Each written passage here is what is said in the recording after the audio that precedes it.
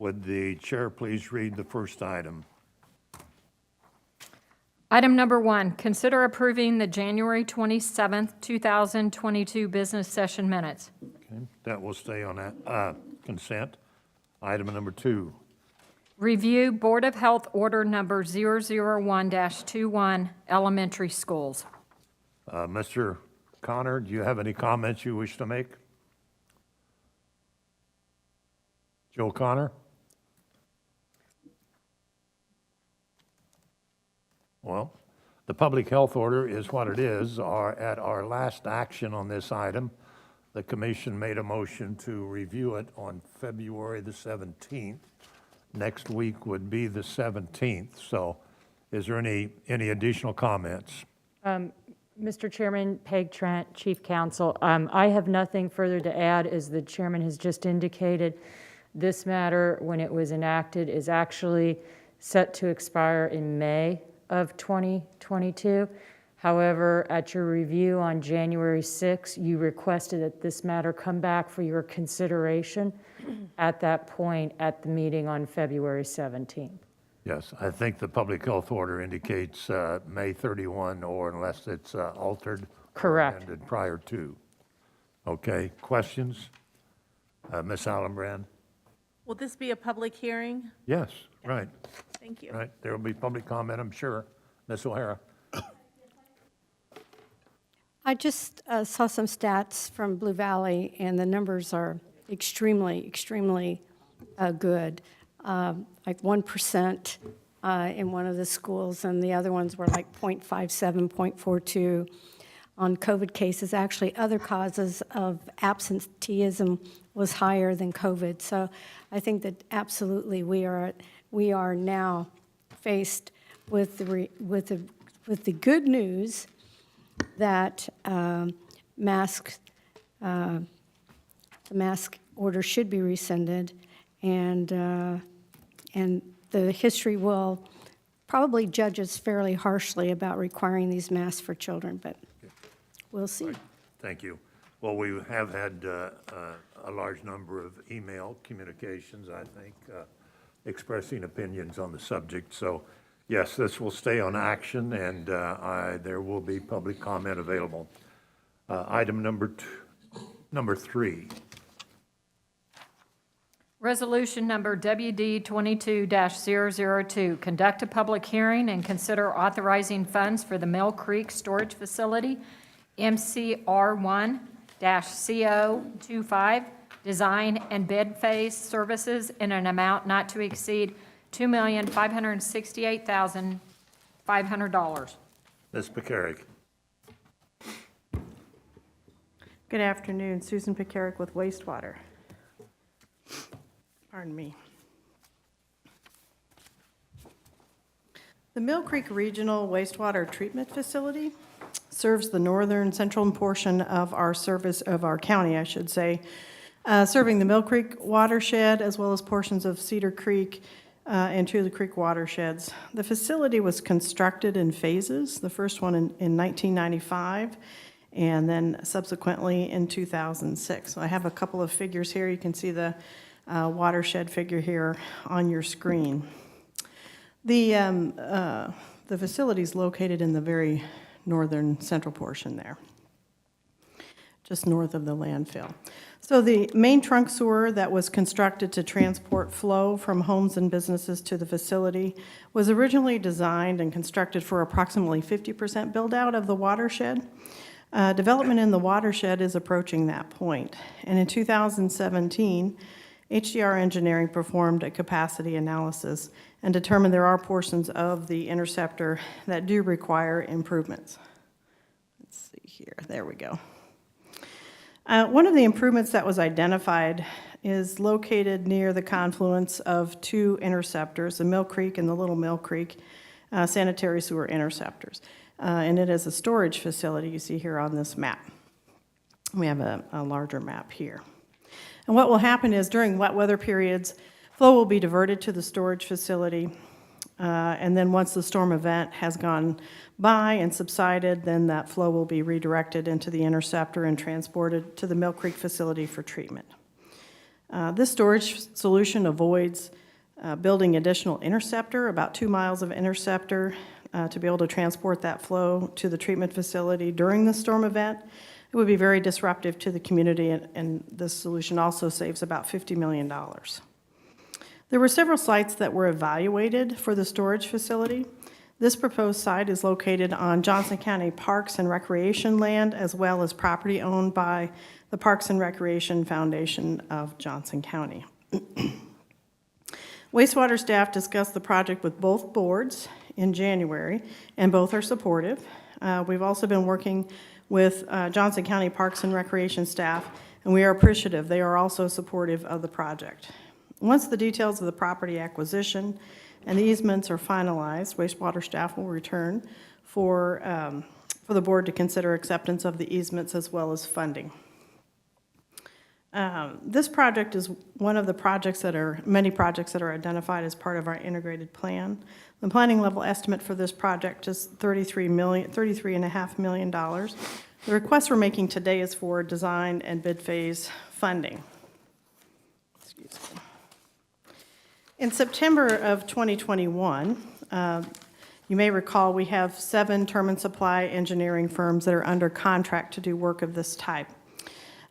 They were issued, we utilized a mini selection process, so they were issued an RFP document in order to select a firm to do the work, to do this design work.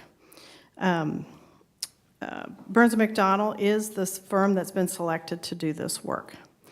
Funding for this request, as I said, includes design and bid phase services, as well as permitting fees, contingency, and project administration fee.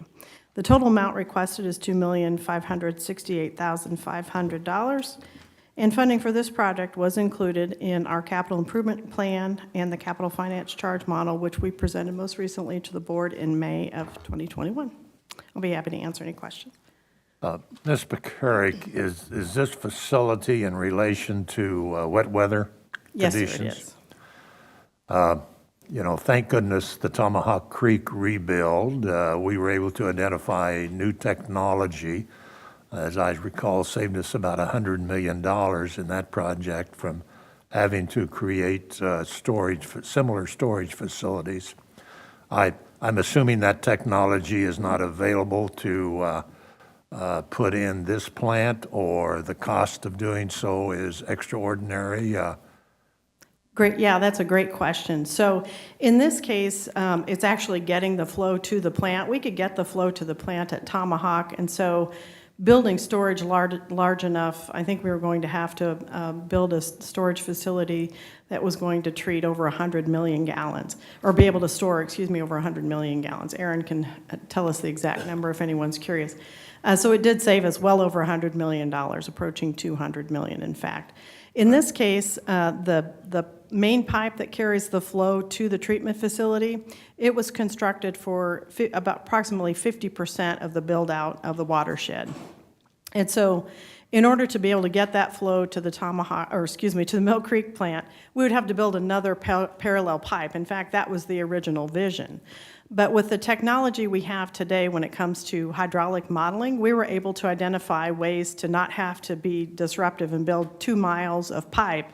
And instead, we can store a smaller portion of the storm flow. So this is a much smaller storage facility than we were looking at for the Tomahawk. And it, in fact, saves us money to build the storage facility here as opposed to constructing a 2-mile pipe to the plant. We may still utilize those wet weather technologies at Mill Creek someday in the future, but we don't need them right now. And Chairman, this Mr. is Penny. Ashcraft. Chairman Penny, this is Penny, County Manager. I wanted to add to Susan's comments because you highlighted a few of them, but there's so many good things about this project. It illustrates the creativity and the partnerships. She mentioned very quickly that the storage tank approach and how you're going about this design is saving the project $50 million. So and I know you mentioned that in relation to Tomahawk as well.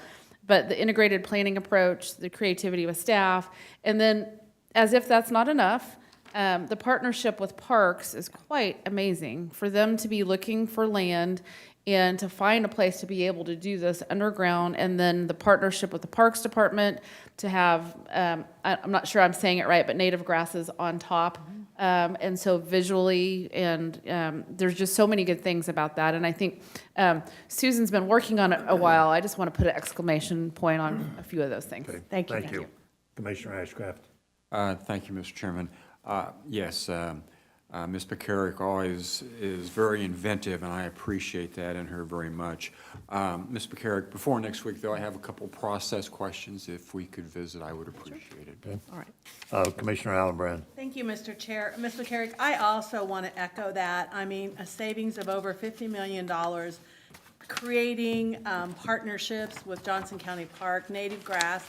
I hope you're going to submit this. I get all kinds of planning magazines, and I hope this is submitted, because this is, I've never seen anything like this, and so you need to be applauded along with your staff. Thank you. Other questions or comments? Ms. O'Hara. Yes, so Susan, this is all stormwater that we are storing? Right, it's water that makes its way into the sanitary sewer system during storm events. Okay. That's correct. all right, Okay, so it's, I understand. So it's a combination.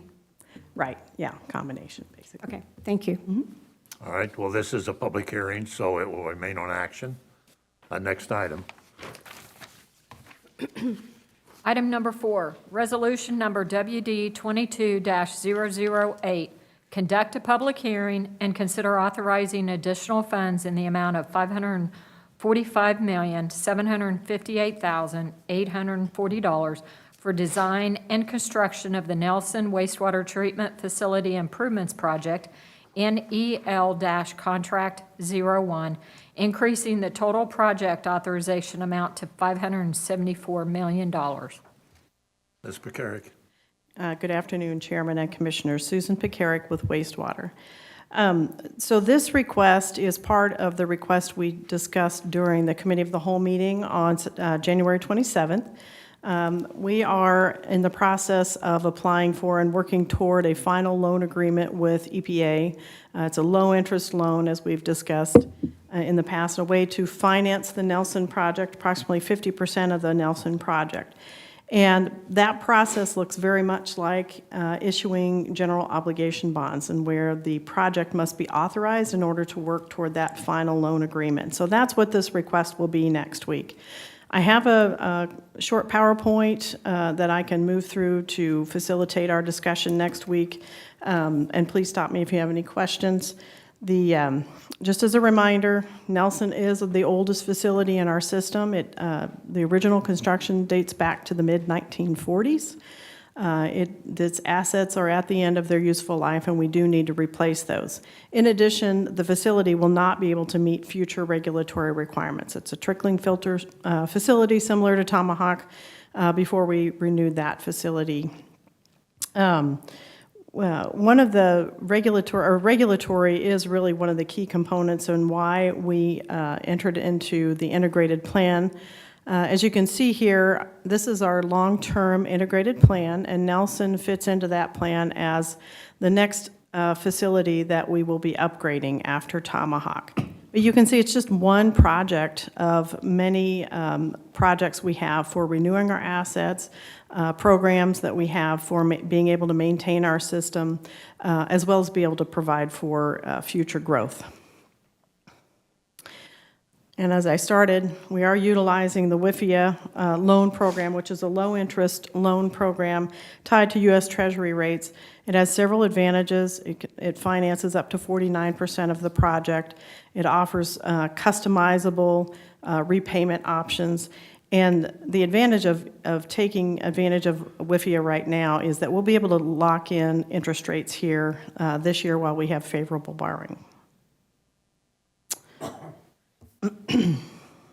So this is a graph of our spending by source. So wastewater staff have been working very closely with the budget staff, along with the county's financial advisor, as well as our bond counsel, to develop a strategy for how the financing will lay out. So we'll be able to enter into the WIFIA loan and lock in that low interest rate later this spring. I'll go over the schedule in just a moment. In addition, we're looking at issuing approximately $200 million in bonds.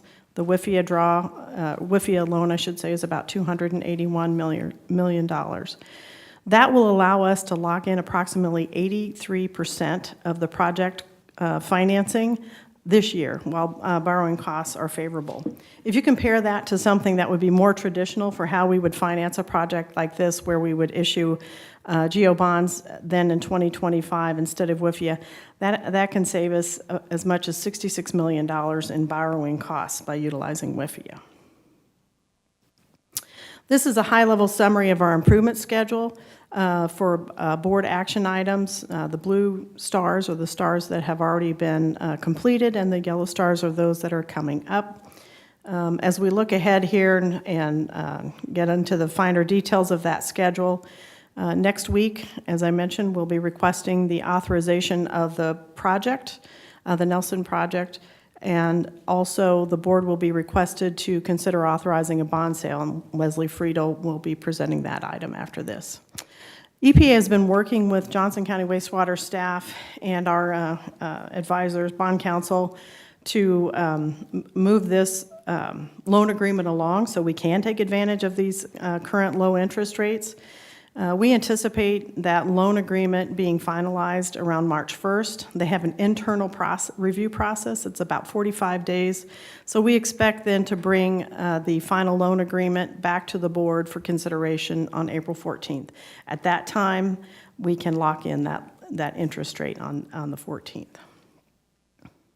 I think that's it. So next week, again, our request will be to authorize the remaining funds for the project. Some funds have already been previously authorized, including the Turkey Creek funds today.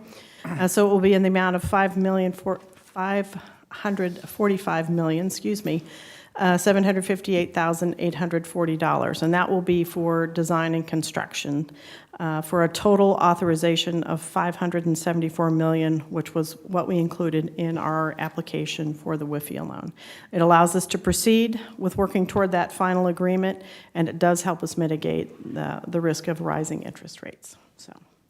Okay, so this action then allows us to proceed with the WIFIA bonding approach, Yes, sir, that is correct. as well as issuing bonds for other aspects of it. Yes, yes, sir, that is correct. Hopefully before interest rates go up too much more. Yes. Questions? Ms. O'Hara? Yes, when I came on the board, January of 2021, the cost for Nelson was at $426 million. So now we're at $574 million. So could you please email me how this is going to impact ratepayers, because that's a 25% increase, more than a 25% increase on the cost. And I would just like to see how this is going to impact the ratepayers. So I'll just review a few things we talked about on the 27th. The project cost was actually $472 million, and we have seen an increase. We included that in our application. In fact, EPA encouraged us to. Those increases include a contingency for cost escalations. We've been talking about the volatile construction cost market. That's roughly $60 million. We don't know by the time we take bids if that will be needed or not, but we wanted to be prudent because we have the opportunity through this WIFIA loan to keep our interest rates down now at this time. It also includes about $30 million of other projects that were already in our capital plan, but they need to be coordinated with Nelson. And so it made sense to go ahead and include them in the loan here. There's roughly $5 million of additional projects we identified. One is just replacing a force main that has been breaking, we determined needed to be replaced in this project. And then the other is about $5 million for that collection building site we talked about with the board back in September. That was really an expense that we had in our operating budget, and we just moved that to capital. And so in terms of how it will impact the rates, we've been able to, that spending plan that I just showed, we've been able to accommodate all of that within the rate structure that we showed the board last year, which is roughly 5% per year. So I'll be happy to email that presentation to you. Okay? And inflation within the construction industry is horrendous, so, but if we don't need that extra $60 million, then there's no prepayment penalties that we can repay those bonds, and there's not an issue. So when it comes to WIFIA, we only have to repay what we draw. So we'll be, Okay. again, we'll continue to optimize that Okay, spending it's like a plan as we line- know more it's like about a what the line of cost is. credit. All right, okay, thank you. Ms. McCarrick, I'd suggest that you share that detailed information with all of us, and perhaps you can provide it next week I will do in a that. hard copy. All right, thank you. Thank you, sir. Other questions? Mr. Ashcraft?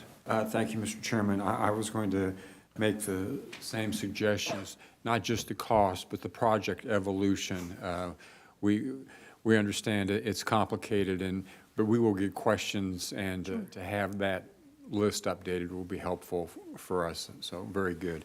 And I also wanted to comment, I appreciate the fact that you've looked at the administrative fee and modulated it a little bit. I had raised that issue with you some time ago.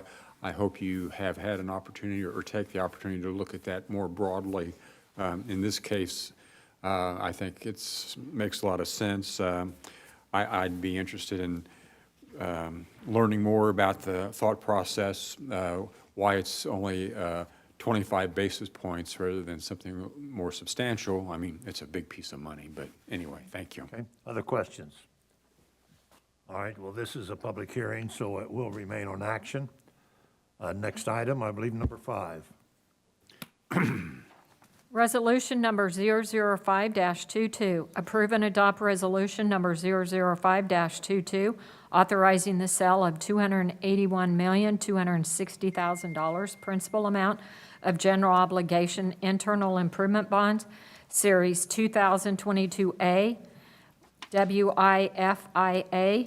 WIFIA, the Series 2022A bonds of Johnson County, Kansas. Ms. Friedel.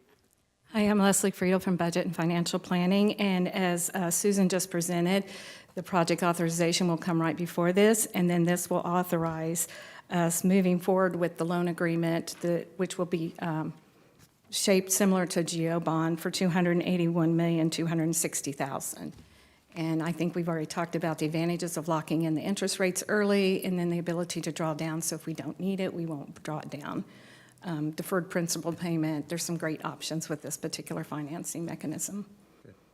Well, this is a bonding request, so it will stay on action. Any questions? All right. Are there any other items on our agenda review? No, sir. All right, that concludes our agenda review. We are adjourned. Have a nice weekend. Thank you all very much. Thank you, Mr. Chair. It's not even 2 o'clock. So do we have a study session?